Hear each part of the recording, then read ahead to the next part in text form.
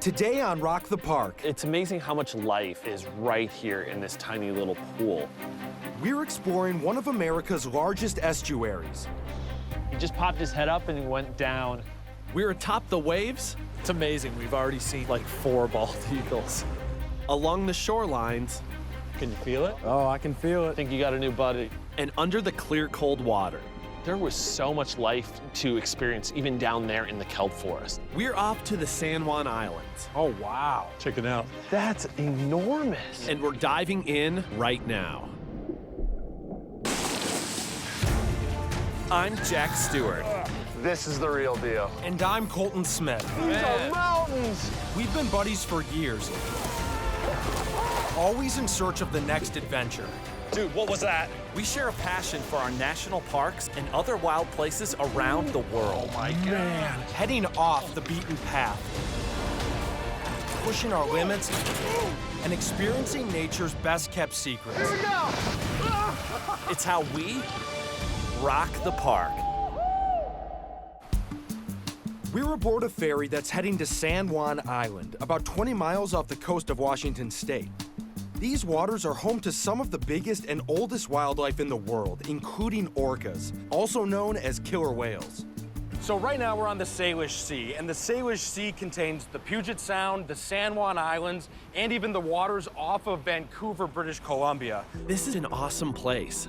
The Salish is one of the world's largest inland seas, covering 10,000 square miles from Olympia, Washington, to the Campbell River in British Columbia. And what a beautiful view to take in. We've got the North Cascades right there behind us. The sea surrounds a landscape of hundreds of tiny islands that were carved by glaciers as recently as 10,000 years ago. This is going to be a really fascinating trip to see all the different marine life that thrives right here in this area. Yeah, and spoiler alert, we're gonna be doing a lot of water stuff. We're going to be checking out some tide pools to see sort of the microenvironment on the San Juan Islands. And then after that, getting in the water, doing a little free diving, and who knows, we might strap a tank on our backs and go scuba diving too. The big wild card today is going to be Colton and how much he can do with a stiff and sore neck. So I'm a little banged up going into this adventure here. We just got back from a pretty intense backpacking trip, and then yesterday I woke up and I couldn't really turn my head. So I'm gonna see how the day plays out. I'm really hoping that it progressively gets better. We'll see what happens. We're arriving at port. Better get back to the car. This is Friday Harbor on San Juan Island. From here, many tourists head to the northwest and south ends of the island to visit British and American military camps, left from a time in the mid-1800s when both countries had troops stationed here. Today, these historic camps are a national park. We're heading out to meet a guy who can introduce us to the area's most famous residents. Hey guys. Hey, welcome. Cy Scammell co-founded a nonprofit to help protect the local orca population. They're the most amazing creatures on the planet. There's 2 different types of orcas. The transient orcas, which are mammal-eating orcas. They eat pinnipeds, they eat little dolphins and smaller whales. I mean, they're fierce. They are the sea wolves. That top of the food chain appetite is why transient orcas are called killer whales. Now, despite their nickname, Cy says orcas rarely bother humans. And then there are the resident orcas that eat smaller fish and stuff. Salmon specifically. Salmon. Yeah, the southern residents and the northern residents. So the southern residents inhabit this area of the Salish Sea. It's a very scary time because they're on the brink of extinction. Resident orcas are struggling to survive because their main food source, the Chinook salmon, is growing scarce in these waters. Chinook salmon are born in freshwater streams. They travel to the ocean to grow into adulthood, then return to streams to spawn. Overfishing and habitat loss have endangered the Chinook, and dams pose a threat when the speed of water flow is altered or access to spawning areas is blocked. That's what we're fighting for, is trying to bring the salmon back. I mean, it always comes down to food supply, right, for everything. And for the southern resident orcas, salmon is everything. They comprise 80% of their diet. Cy says one hungry orca could scarf down more than 350 pounds of salmon in a day. The lack of Chinook salmon in the Salish Sea is sending the starving resident orcas to other places in search of food. It's always awesome when we get out on some of these smaller boats and you really get to enjoy the ride. 37 species of mammals make their home in the San Juan Islands, as do more than 170 kinds of birds. We got a bald eagle up ahead. Oh, come on, land. Oh, yeah. It's amazing. We've already seen like 4 bald eagles. They're everywhere out here. Bald eagles are foragers that feed mostly on fish and waterfowl. Breeding bald eagles need large trees near open water in places away from a lot of people. That makes the Salish Sea a perfect nesting spot. And they've got neighbors. We've got a little harbor seal swimming around in the kelp right over here. He just popped his head up and he went down. Probably catching some fish, right? Hope so. Now, harbor seals are true seals in the sense that they don't have like external ear flaps like we do. They just really have holes in the side of their heads, which is interesting. The different things that make things true seals. Harbor seals are pinnipeds, a meat-eating, fin-footed marine mammal. They're most comfortable in water, but they spend time on land too, caring for their young. All right, we got 2 harbor seals. I think it's a baby nursing. Oh yeah, I see You one. see it? Right up here on the side of the island. Look at that, they're kissing. Oh, wow. Mom's taking care of her baby Oh. and nursing now. Oh man, that's so cute. This pup was probably about 24 pounds when it was born, but it will grow to be at least 180 pounds and between 5 and 6 feet long. They can dive down 300 feet and stay underwater for up to like 28 minutes. That's incredible. I mean, we're gonna be going free diving later today. I'll be lucky if I can stay down for 28 seconds. But before we dive in the water, we're heading back to shore to check out what's living alongside it. Look what I found. Oh, wow. Oh, Check it out. that's enormous.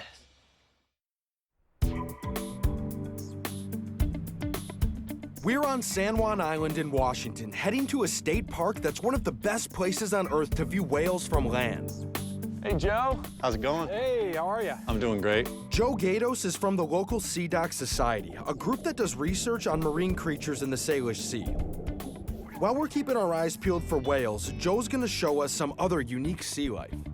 We just got off the water and it was gorgeous out there. We saw a seal actually nursing. It's that time of year right now. Yeah, it's like a tender wildlife moment. And I think we'll see a lot of cool stuff today. You know, there's all this amazing wildlife. We have over 3,000 different species of invertebrates that you can see without a microscope.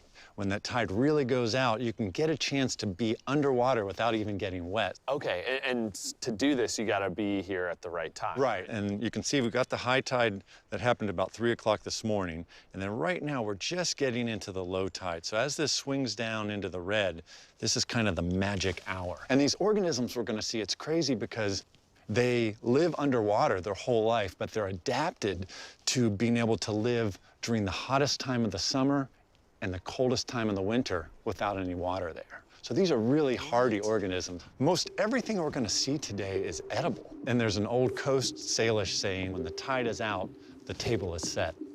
Oh, So you that's can eat the cool. kelp, Wow. you can eat the green algae, you can eat the crabs, you can eat the fish, everything. It's a magical spot. That's awesome.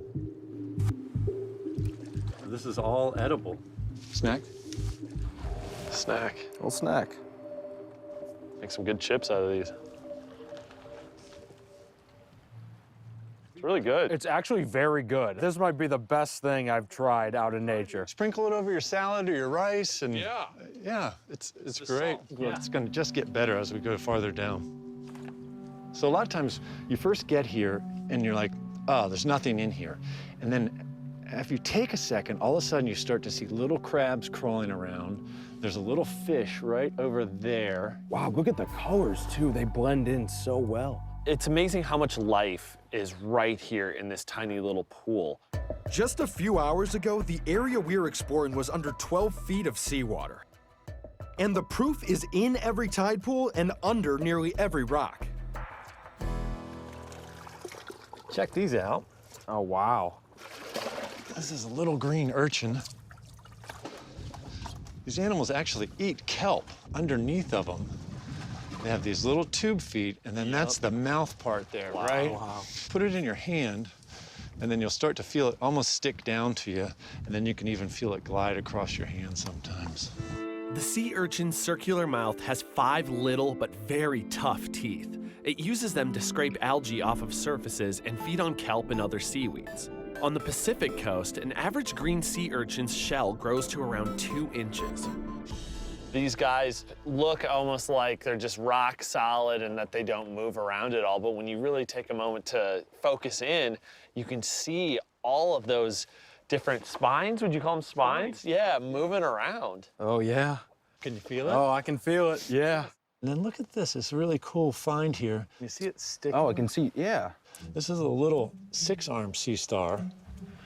And then you can kind of see the 2 feet pulling onto my finger there, just holding on. Life in the open water can be really turbulent, and this sea star's tiny suction cup feet are important for staying put in big waves.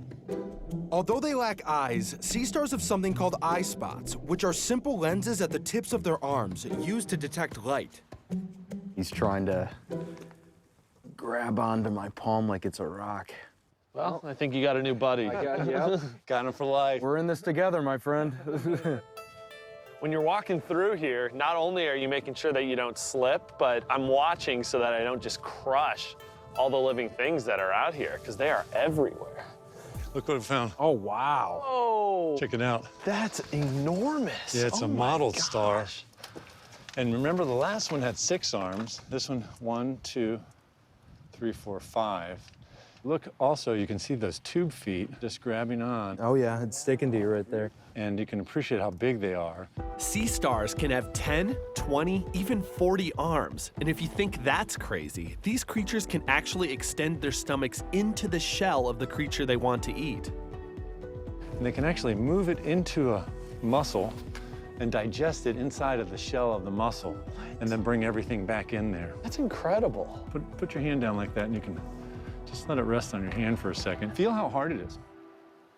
It's designed to have structure without just completely collapsing when it gets dried out. Gotcha. If the tide were in, it would be much more soft. What's the point to life for this guy? Basically, the same drive for us, right? Self-preservation, stay away from things that are gonna eat you, find food and find a mate and have some kids. That's so interesting. Pretty basic, right?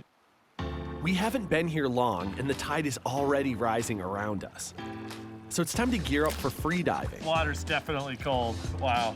to see what's living under these cold waters. It's not about how long I stay down, it's about what we experience. Because I'm new to this.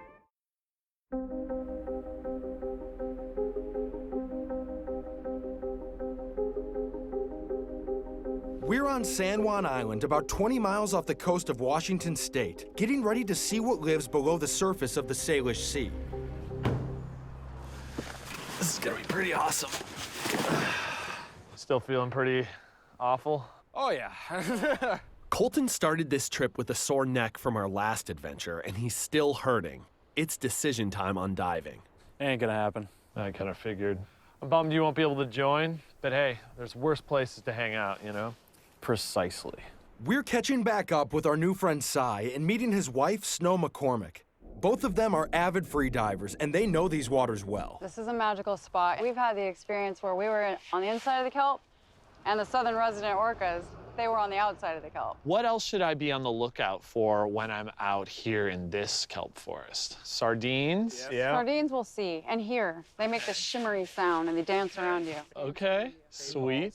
Sea urchins, both red and green. You'll see a lot of cool, weird-looking things down there. We're going to start with some free diving. That's staying under and exploring for as long as you can hold your breath. Do you have any tips for me? Slow breathing and just chilling out. The more relaxed you are in your mind and your body, and the more you can relax your heart, the more that everything will just be slowed down and you won't use up your oxygen as fast, and you'll be able to hang out longer. Got you. Breathe in for 3 seconds, and you breathe out for 6. And that's the way you're getting way more of the CO2 out of your body. Well, I'm excited to get in the water with you guys and see what we can find out there. The plan is to sort of hug this cliffside right here, because that's where we're gonna be in the kelp, and there's gonna be a lot of cool stuff to see. We'll be swimming down about 30 feet, where the seafloor planes out and reveals a perfect environment for underwater sightseeing.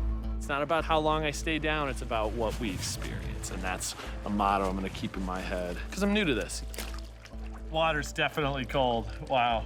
I definitely wish I was out there. This would be amazing. I'm gonna do it someday. I can guarantee that. Today is just not that day. Here we go.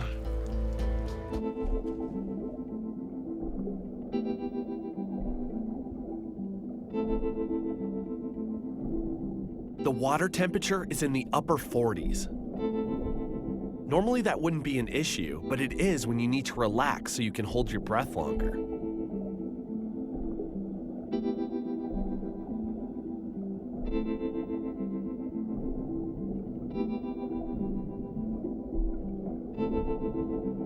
I wish I could stay down here longer, but this is really cold.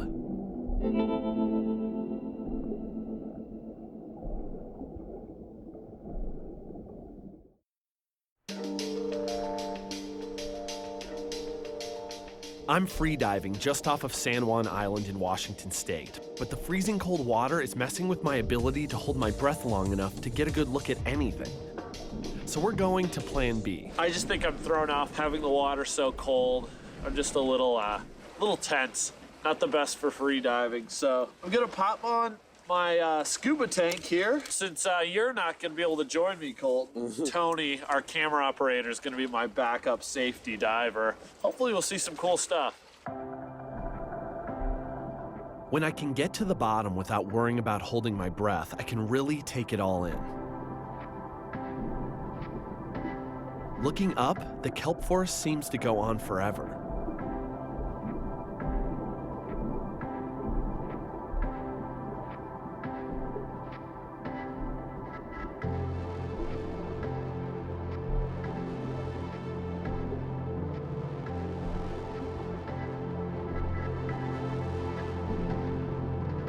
Down below, I've got rockfish checking me out, and I catch a quick glimpse of a crab feasting on some of the kelp.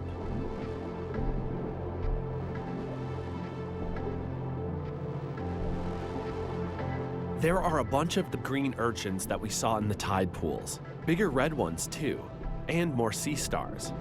And then I swim over something that looks kind of like cauliflower. This is a white-plumed sea anemone. Its fluffy appearance is created by bunches of tiny tentacles. The anemone uses them to feed on things that float by, even small fish.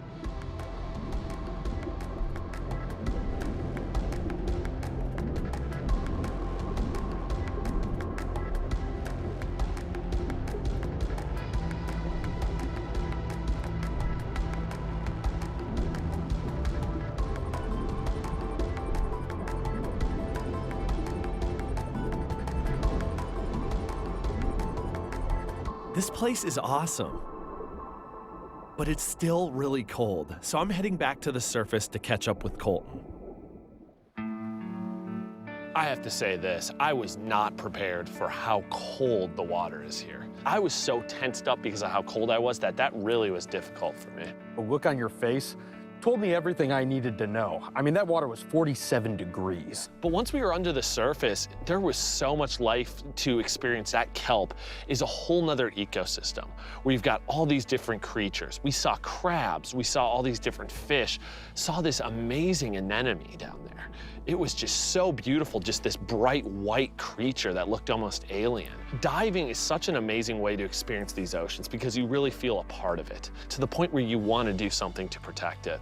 Certainly. Well, and even walking around the tide pools today, you start to really pay attention to detail and realize how much life is right in front of you. The big things always stick out to us, but it's the tiny things that make our oceans run swimmingly and run together. Totally.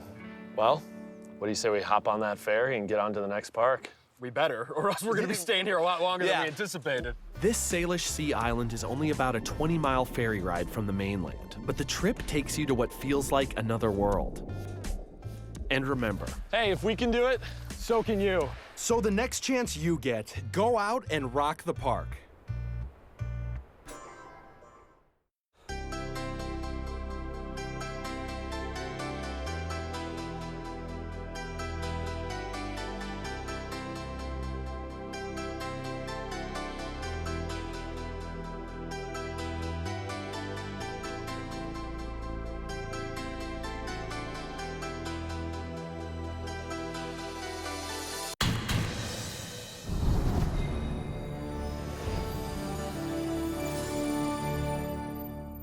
everybody, thanks for watching. Make sure to leave any questions or comments that you have. And please subscribe to the channel. There's a lot more to come.